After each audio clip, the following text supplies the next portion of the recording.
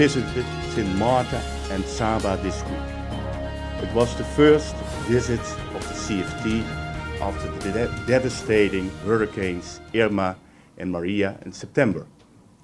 On Saba, we discussed financial and reconstruction matters and concluded that financial management is of a high level. For Saba, the year 2080 promised to be one with many opportunities and challenges. For example, the restoring of the harbor and the airport runway renovation. Sint Eustatius has not been visited this week due to the announcement on Monday of the law of the dereliction of duties, or zoals dat in het Nederlands heet, taakverwaarlozing Sint Eustatius. And its passing on Monday and Tuesday by the Dutch Parliament and Senate. In the coming weeks and months, we will be in deliberation with the Dutch authorities what our involvement with financial matters will be in the future. Let me now come to Sint Maarten. As is usual the case during the visits of the Board of Financial Supervision to Sint Maarten and Curaçao, meetings were held with the Governor, the Minister of Finance, the Council of Ministers, and the Parliamentary Committee of Finance. In the case of Sint Maarten, the CFT also paid a visit to the Commission for Reconstruction, the board of the airport, the harbor, and the hospital, and also did a tour around the island. We acknowledge the extraordinary circumstances in Sint Maarten after the hurricanes, but also the strong ability of the people and businessmen to rebuild their country. We have had an intensive and constructive discussion with the Minister of Finance, Mr. Ferrier, and his staff. During this meeting, we discussed several issues. And I come now to 2017. First, we discussed the budget for 2017. The latest insights of the administration of Sint Maarten show that there will be a deficit in 2017 of 153 million guilders, which is 70 million euros. However, insights in the last months of 2017 is still lacking, and there are indications that the actual deficit will be somewhat smaller. A related issue is the liquidity position.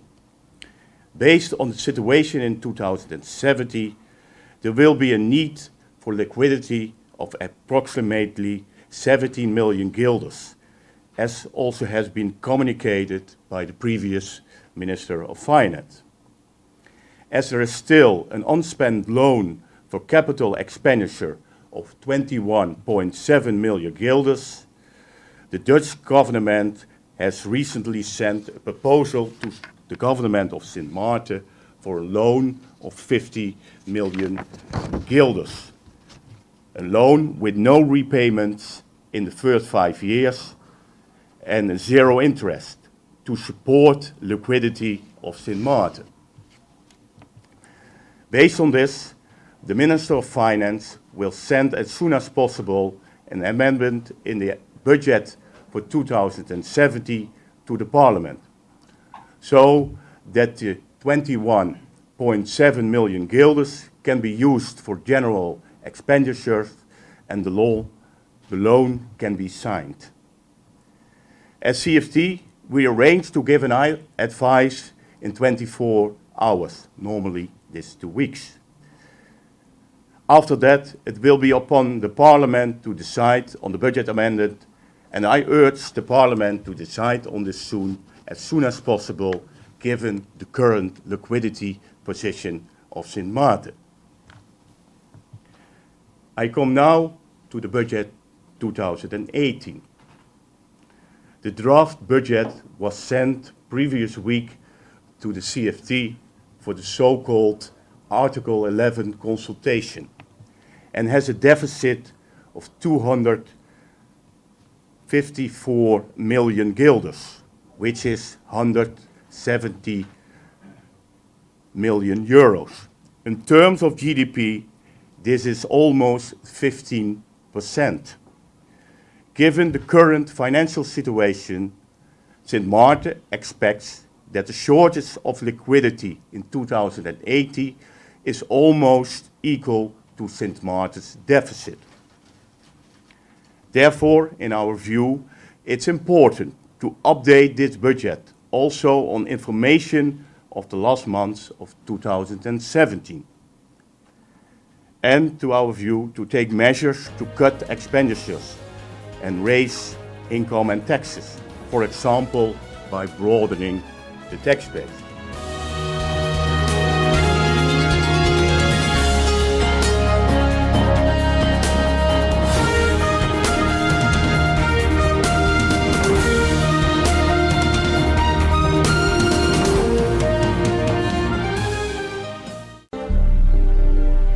To educate the people is to free them from mental bondage. A nation that is governed by injustice, inequality, and unfairness, it's against the spirit of democracy. We will tell the people the truth, and the people will be our judge. Hi, I am Lisa Alexander, candidate number 9 on the United St. Maarten Party slate on February 26, 2018. Vote for me, Lisa Alexander, candidate number 9. Hey guys, did you know that now with Telcel, if you accumulate $25 or more within 1 calendar month, you get 15 more? 15 more? Yes, 15 more. However you want. So I can top up $3 now, $10 next week, and so on until I reach or pass $25? That's right. Get 15 more. Wow! I feel like a 15 again. Yeah. Right. Accumulate $25 or more within 1 calendar month and get 15 more. Telcel, when you want more. GEBE has been faithfully serving the communities of St. Maarten, powering your home and our economy. Come rain or shine, our qualified team of professionals are working hard 24 hours a day to provide you and your family with safe, reliable electricity and water. We use the latest technologies and test our products daily to maintain the highest international standards. Our friendly staff is always there to assist you, whether in person, over the phone, or online.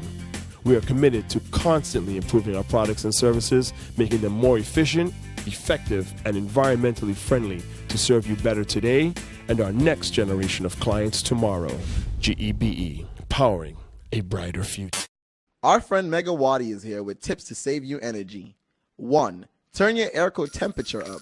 2. Use a ceiling fan instead. 3. Buy energy-saving products. Save some green with NVGEBE. In contact as well all evening, as well as this morning, with the Port of St. Maarten, inform them of the current situation at our landfill. They were asked to inform the cruise lines to seek alternative ports and or to use their discretion. I'm kindly asking all citizens to refrain from posting negative images of St. Maarten.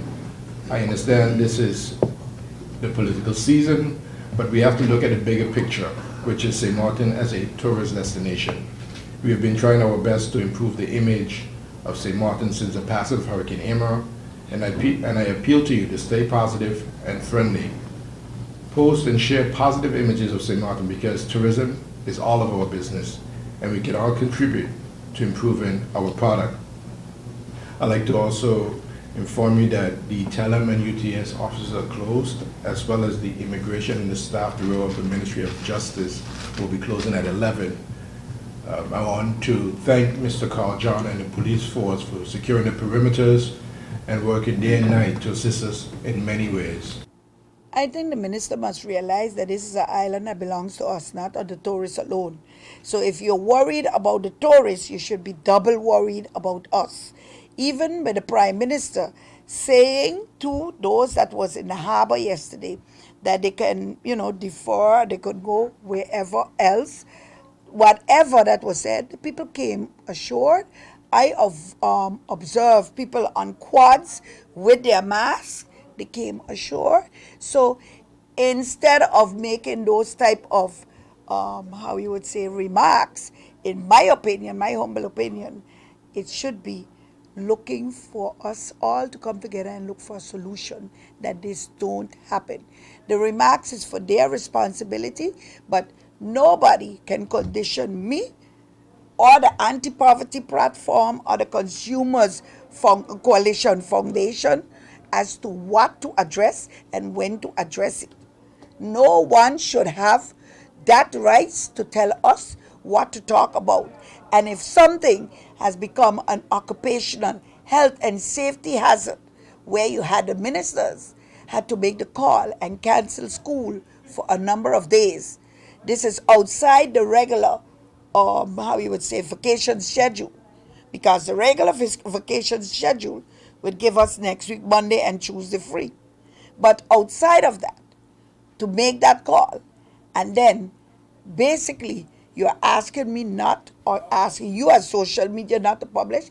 I have the rights as a free-speaking, democratic citizen of this country, representing the voice of the voiceless, to say that what is going on in the dump is terrible, it is bad, it is hazardous for your health, and it is time that it's addressed in not a finger-pointing manner, but in a manner to create solutions for us in the future.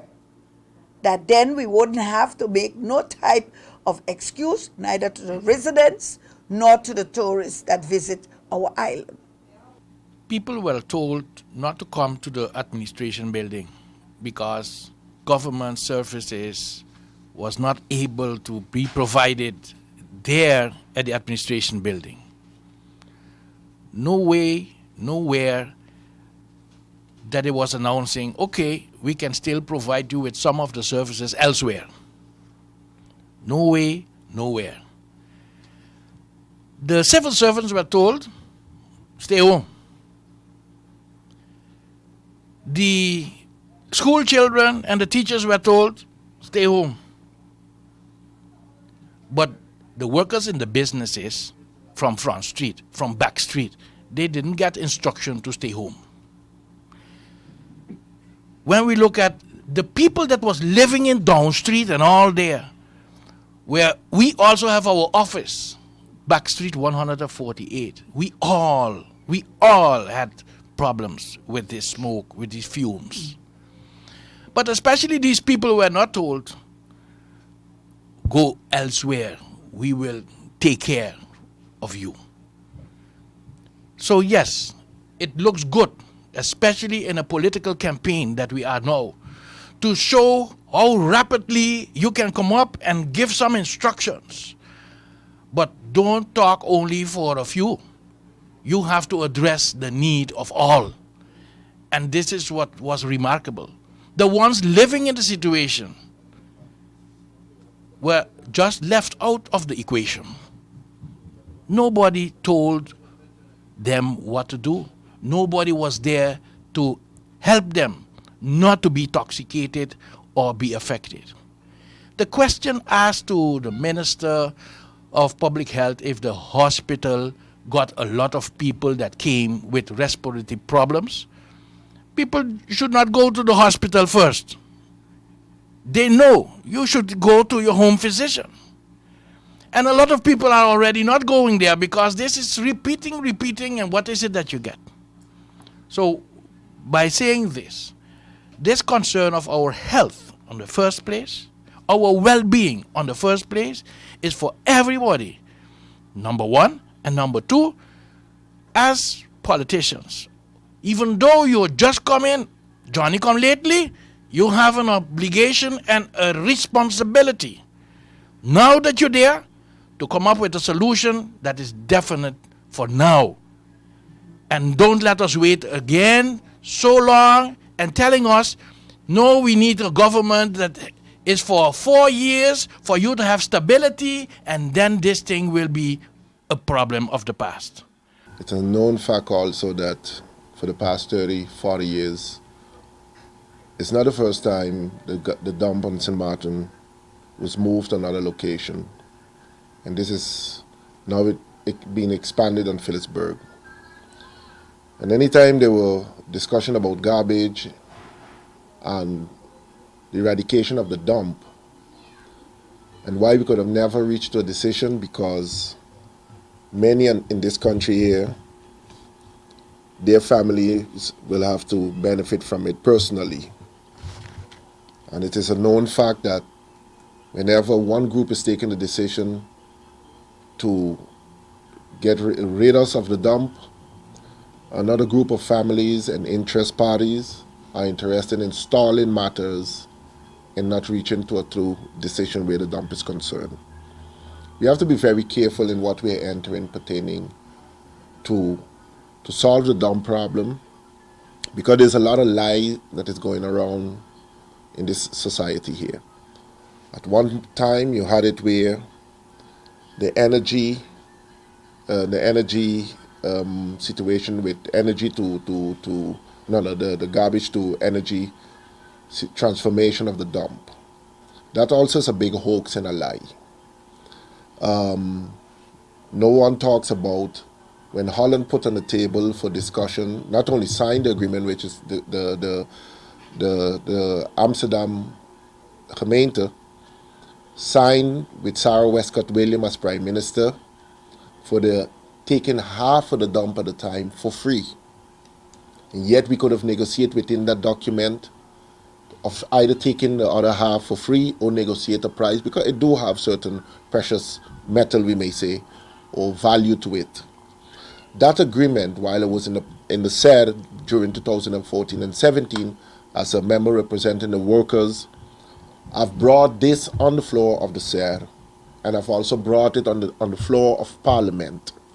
That's where they had a lot of grandstanding, but let the evidence show that Sarah Westcott was the Prime Minister then, and when I brought it to Parliament, she was the President of Parliament, and nothing happened.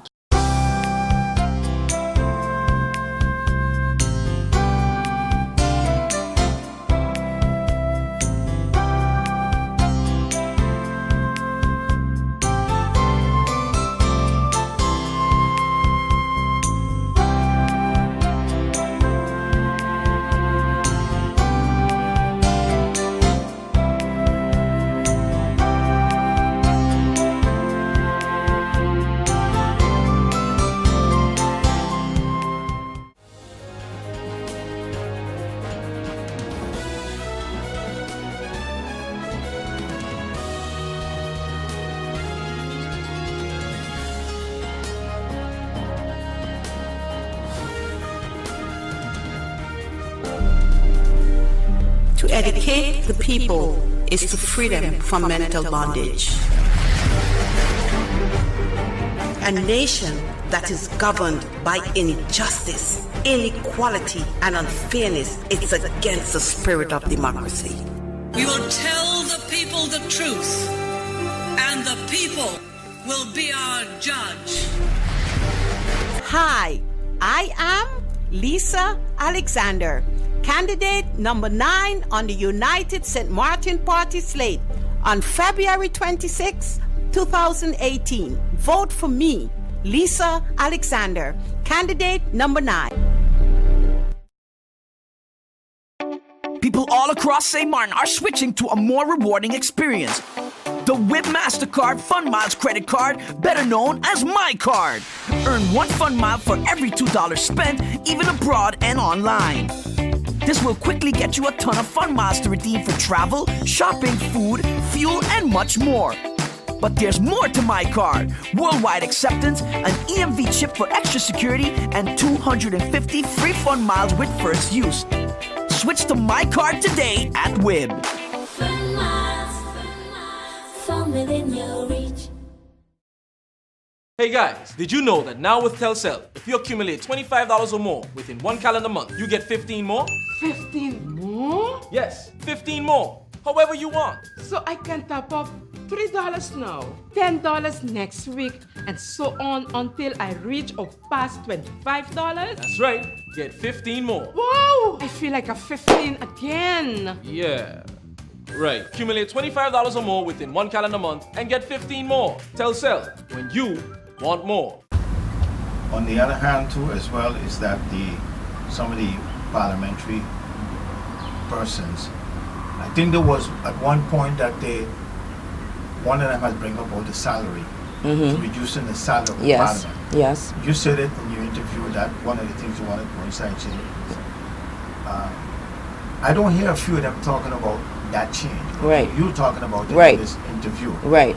The Christian Party also is talking about taking a 15% cut. Right. Right, for any one of their parliament people, and also in the other parliament people. I'm going to ask you this question. Are you going in just for a big salary, or are you really going in to help people? Listen, I am one of the people that have publicly championed lowering salaries of MPs.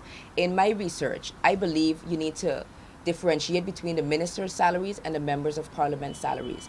Ministers are not allowed to have any other source of income. That is their main job. They have to relinquish every other thing that they have, whereas members of parliament do not. They can be a member of parliament and have several other jobs, as we have seen in the past with the whole Pelican saga. And so for me, it is not justifiable why you need to have $11,000 salary and then compare that to the other islands within the kingdom that make, what, $7,000, $6,000 as members of parliament. Why is it that we, as one of the smaller countries, have such a high salary? So my approach is simple. It's either one. This is your main source of income, this member of parliament salary. That's your only job and your only source of income, and then we discuss you keeping it. Or you say, we want to keep it as is, where I'm allowed to have other jobs, I'm allowed to be involved in other businesses, but then we reduce it, right? But I believe we need to reduce it because we as a country are not in a position to burden the budget even more by putting a legal department in parliament. Yes, in parliament. So we need to reduce the salaries structurally by law, not just saying a 15% cut or 5%, but by law we need to structurally reduce it and put in a measure, implement a department within parliament that can handle legal affairs, can handle the drafting of legislation, and it should be a balanced budget. Okay, so when you talk about parliament and parliament's budget, if parliament's budget is 100,000 guilders, for example, then that includes the salaries, operational expenses, and a legal department. Talking about the same thing on the salary again, that seems to be a very big issue. But I respect the point of what you're saying, but what about your party? Is your party going to agree with that cut to parliament? You know, I think it all depends on how you sell it. My party leader has explained why he is against it, and it's because he said he has a legal advisor on retainer, which I understand. If you have a legal advisor on retainer, that means you dip into your pocket and you pay a legal advisor to. He has actually proposed legislation in the past, so I can understand that. But if you sell it and say, you know what, listen, we are reducing this because we want to establish a legal department that everyone can have access to, then I'm sure he will go for it. Because for him, it's not about the money. For him, it's the fact that, you know, right now I'm using this money to do XYZ, and of that I am paying for a legal advisor to draft laws for me.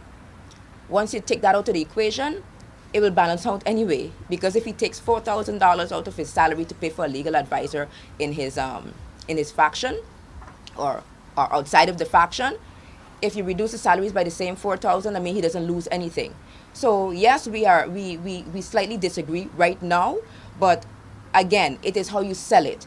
And once we're in parliament, we're all equal members of parliament. So yes, while I would like the party to agree with everything I propose, I'm realistic and know that they won't. They will not. Not every party, not every member of parliament will agree with everything. But we are in there as now, for me, 15 independent members of parliament. We are not aligned to a party anymore, in my opinion. So if my party leader disagrees, you know, I side with the Christian party, or I side with someone on NA, and I think across the board we can come to an understanding and to a compromise on how we can tackle this issue of salaries of members of parliament.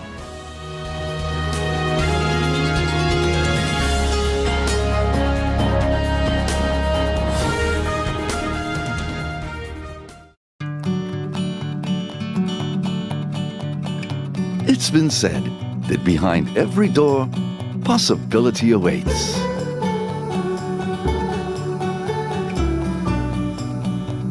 How much possibility depends on which door you open first.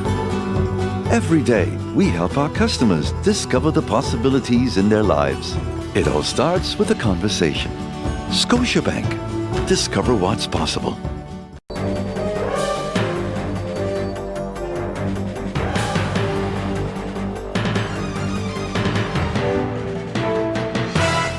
I really do not have a whole lot to tell you because this dump issue is an ongoing project, and my colleague here next to me is got a very good handle on what's going on and how he's going to tackle it. All I can tell you is that I endorse the words of our Minister of Justice that we need to make sure that while we stay informed, that we do not spread rumors. Rumors cause problems. Rumors cause panic, and rumors cause stress. So please, if you're not sure of a situation, do not spread it as if it's gospel. Let's stay on track. Let's all help get St. Martin back on track. Let's all help do the right thing for St. Martin. Tourism is indeed everyone's business, and this is important. From the point of finance, I can only say that we are doing all we can to get as much of the financing that is needed for all of the projects, including the project of the dump situation, to a positive close as soon as possible.